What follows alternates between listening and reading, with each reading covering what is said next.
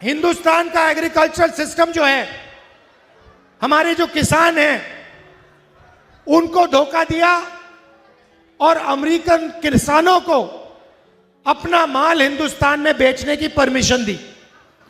यह काम किसी भी प्रधानमंत्री ने नहीं किया, आज तक किसी प्रधानमंत्री ने नहीं किया।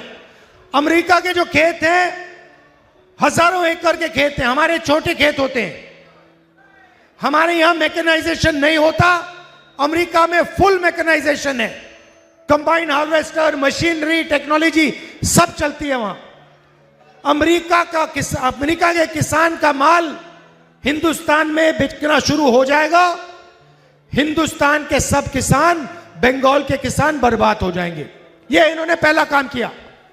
दूसरा काम, बंगाल की इंडस्ट्री तो ममता जी ने उड़ा दी, खत्म कर दी, वो अलग बात है। पहले आप इंडस्ट्रियल सेंटर हुआ करते थे, यहां हिंदुस्तान मोटर्स थी, यहां पे जूट इंडस्ट्री थी और बंगाल इंडस्ट्रियल स्टेट माना जाता था। नरेंद्र मोदी जी ने ट्रंप को वायदा किया कि हर साल हिंदुस्तान 9.5 लाख करोड़ रुपया माल अमेरिका से खरीदेगा।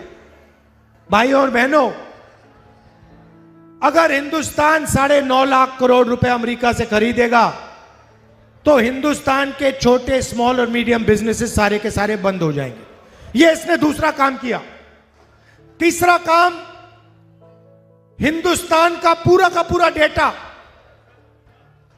जो 21वीं सदी में देश का धन होता है, देश की शक्ति होती है, देश की पूंजी होती है, सारा का सारा इसने अमेरिका को पकड़ा दिया।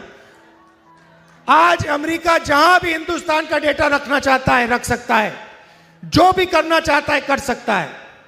और तीसरा काम, शायद सबसे खराब काम इसने किया, इसने अमेरिका से कहा कि हम उन्हीं देशों से पेट्रोल खरीदेंगे, तेल खरीदेंगे जो परमिशन आप दोगे। तो आज हिंदुस्तान बिना अमेरिका के परमिशन लिए, बिना अमेरिका के सामने हाथ जोड़े किसी भी देश से तेल नहीं खरीद सकता है। ये व्यक्ति जो अपने आप को देशभक्त कह रहा है,